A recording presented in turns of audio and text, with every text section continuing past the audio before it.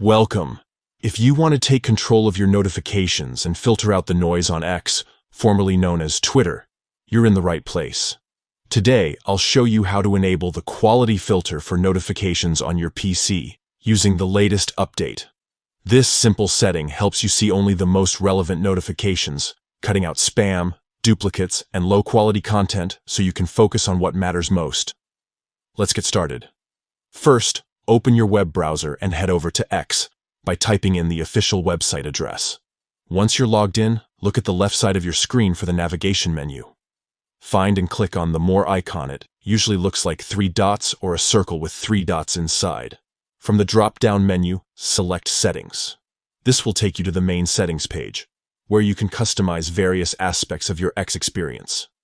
Now, look for the Notifications section in the Settings menu and click on it. Here, you'll see options to manage how and what notifications you receive. Next, within the Notifications settings, find and click on Filters. This is where you can fine-tune your notification preferences. You should see the Quality Filter option listed here. To enable it, simply click the switch or checkbox next to Quality Filter.